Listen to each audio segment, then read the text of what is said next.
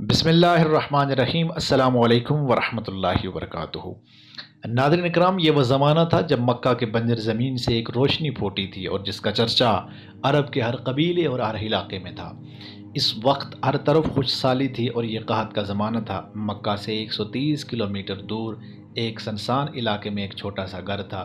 یہ گھر ابو معبد تمیم بن عبد العزیٰ اور ان کی بیوی معبد کا تھا۔ معبد ایک نیک اور رحم دل خاتون تھیں جو اکثر اوقات ہاتھ میں گھٹنے ڈالے خیمے کے صحن میں بیٹھی رہتی اور وہاں سے آنے جانے والے مسافروں کو کھانا پینا دے دیا کرتی تھی۔ بکریاں چرا کر اور ان کے دودھ بیچ کر دونوں میاں بیوی گزارا کرتے تھے۔ معبد ایک پاک دامن اور باوقار خاتون تھی۔ ان کے دل میں عربوں کی روایتی مہمانداری اور خدمت خلق کوٹ کوٹ کر بری ہوئی تھی۔ وہ مسافروں کی خدمت میں اکثر کوئی کسر نہیں چھوڑتی تھی۔ پانی، دودھ، کھجور، جو بھی کچھ ان کے پاس ہوتا مہمانوں کو پیش کر دیتی تھی۔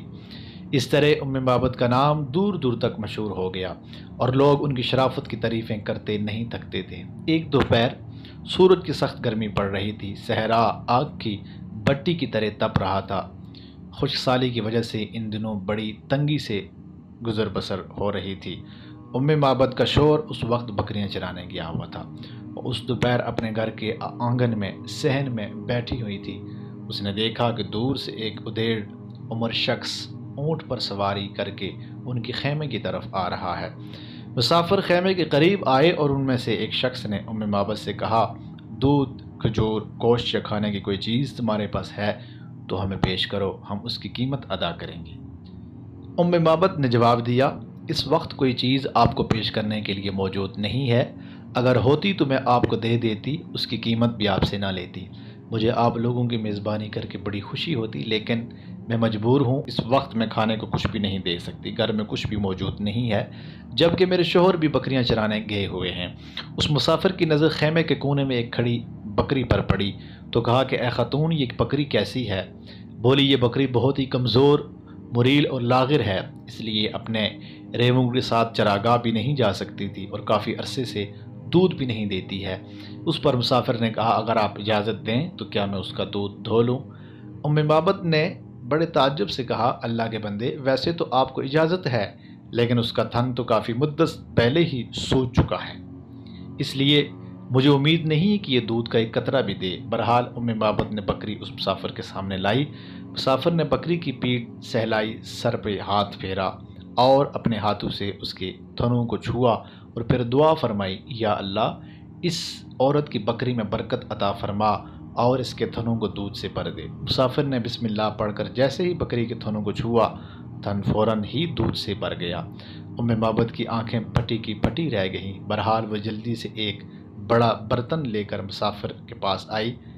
مسافر نے تھن سے اتنا دودھ دھویا کہ برتن لبالب بھر گیا اور جھاگ اوپر آ گئی۔ مسافر نے سب سے پہلے برتن معبد کو دیا اور معبد دودھ پی کر شکم سیر ہوئی تو مسافروں نے بھی باری باری پیا، یہاں تک کہ سب لوگ شکم سیر ہو گئے۔ پھر آخر میں اس مسافر نے دودھ پیا اور کہا کہ لوگوں کو پلانے والا خود سب سے آخر میں پیتا ہے۔ پھر اس مسافر نے دوبارہ اس خالی برتن میں دودھ دھونا شروع کر دیا، یہاں تک کہ وہ برتن دودھ سے لبالب بھر گیا۔ مسافر نے اس برتن کو معبد کے حوالے کرتے ہوئے فرمایا، یہ دودھ اپنے شوہر کے لیے رکھ لو، جب واپس آئیں تو انہیں دے دینا۔ اس کے بعد یہ مبارک قافلہ اونٹ پر سوار ہو کر اپنی منزل کی جانب رواں ہو گیا۔ ان کے جانے کے بعد معبد کافی دیر تک حیران کھڑی رہی اور اس بکری کی جانب دیکھتی رہی جو مزے سے جگالی کر رہی تھی اور اس کے تھن دودھ سے بھرے ہوئے تھے۔ شام ڈلی اور معبد کا شوہر ابو معبد اپنی بکریوں کو ہانکتے ہوئے گھر پہنچے تو خیمے کے کونے میں دودھ کا بھرا ہوا برتن دیکھا۔ اس پر اس نے حیرانی سے سوال کیا۔ اس نے اس سے پوچھا کہ اے معبد، یہ اتنا سارا دودھ کہاں سے آ گیا؟ کیونکہ گھر میں ایک مریل بکری کے علاوہ دودھ دھونے والی کوئی بکری موجود نہیں ہے۔ اس پر معبد نے کہا، آج تو کمال ہی ہو گیا، ہمارے گھر کے سامنے اللہ کے ایک برگزیدہ بندے کا گزر ہوا جن کے ساتھ ان کے 3 ساتھی بھی تھے۔ پھر معبد نے اپنے شوہر کو پوری تفصیل بتائی۔ اس پر اس نے کہا، ذرا اس شخص کی شکل و صورت اور حلیہ تو بیان کرو، مجھے شک ہے کہ کہیں یہ وہی صاحب نہ ہوں جن پر قریش نے 100 اونٹوں کا انعام مقرر کیا ہوا ہے۔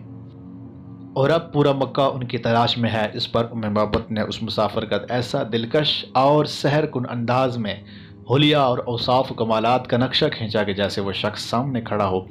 مابت نے کہا، میں نے ایک ایسے شخص کو دیکھا جو بڑے حسین اور چہرہ ان کا نور سے دمک رہا تھا، بڑے خوش اخلاق تھے، وہ جسمانی طور پر حسین تھے، بدن نہ زیادہ بھاری نہ پتلا، آنکھوں میں گری سیاہی، پلکیں لمبی اور باریک، آواز بلند اور بھاری پن مگر سخت نہ تھی، داڑھی خوب گھنی تھی، ابرو ایک دوسرے سے بالکل الگ تھی اور نہ بالکل ملی ہوئی، بیچ میں ہلکے ہلکے بال تھے اور کنارے باریک تھے، بال نہایت ہی سیاہ تھے، گردن سراہی جیسی لمبی، خاموش ہوتے تو باوقار گفتگو کرتے تو پرکشش جیسے زبان سے موتیوں کی لڑی نکلتی چلی آ رہی ہے، ان کی زبان سے ہر لفظ جدا جدا ادا ہوتا تھا، بولتے تو آواز گرد و پیش پر چھا جاتی، کلام میٹھی اور صاف، قریب سے سنو تو بہت شیریں اور بہت لطیف، نہ بات اتنی مختصر کرتے کہ کوئی سمجھ نہ پائے اور نہ ضرورت سے زیادہ لمبی اور فضول بات کرتے، درمیانہ قد، نہ ایسا دراز کہ بدنما نظر آئے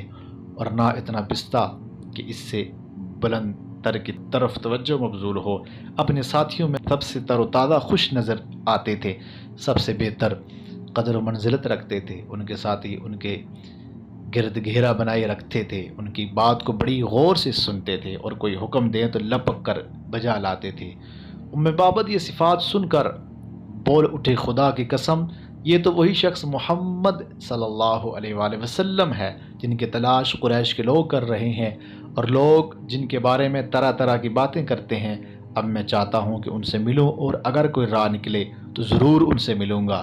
اس واقعے کے کچھ عرصے بعد یہ دونوں میاں بیوی نبی کریم صلی اللہ علیہ وآلہ وسلم کی زیارت کے لیے مدینہ منورہ گئے اور حضور کے ہاتھوں پر بیعت کر کے اسلام قبول کیا۔ مورخین لکھتے ہیں کہ معبد رضی اللہ تعالی عنہا کی وہ بکری سن 18 ہجری تک زندہ رہی اور حضرت عمر فاروق رضی اللہ تعالیٰ عنہ کے دور خلافت میں جب سخت قحط پڑا جس میں تمام جانوروں کے تھنوں کا دودھ خشک ہو گیا، اس وقت بھی یہ بابرکت بکری صبح و شام دودھ دیتی رہی۔ معبد رضی اللہ تعالیٰ عنہا وہ خوش قسمت صحابیہ ہیں جنہوں نے محمد صلی اللہ علیہ وآلہ وسلم کی سیرت کی مختصر ترین لیکن جامع لفظوں میں تفسیر پیش کی تھی، جسے سیرت نگاروں نے تاریخ میں سنہرے الفاظ کے ساتھ رقم کیا۔ روایت ہے کہ مکہ مکرمہ میں معبد رضی اللہ تعالیٰ عنہا کے ان الفاظ کو جب حضرت حسان بن ثابت رضی اللہ تعالیٰ عنہ نے سنا تو یہ شعر کہے، جس کا ترجمہ یہ ہے کہ حق بات یہ ہے کہ اے سیدہ معبد، آپ نے محمد صلی اللہ علیہ وآلہ وسلم کی سراپا کے بیان کرنے میں کمال دکھایا اور حضور کا حلیہ بیان کرنے میں سب سے آگے نکل گئیں۔ جب اہل مکہ نے معبد سے پوچھا کہ اے سیدہ، آپ نے تو رسول اللہ صلی اللہ علیہ وآلہ وسلم کا حلیہ بیان کرنے میں مردوں کو بھی مات دے دی، تو انہوں نے فرمایا کہ تم نہیں جانتے کہ عورت مردوں کے خصائل اور خوبیوں کو مردوں سے بھی بہتر جانتی ہے۔ ناظرین اکرام، یہ تھی ہماری آج کی ویڈیو۔ اگر آپ کو ہماری ویڈیو پسند آئی تو ضرور کمنٹس میں رائے کا اظہار کیجیے گا، اور اگر آپ نے ہمارے چینل کو سبسکرائب نہیں کیا تو ضرور سبسکرائب کر دیجیے گا۔ نئی ویڈیو تک کے لیے اللہ حافظ، ملتے ہیں نئی ویڈیو کے ساتھ۔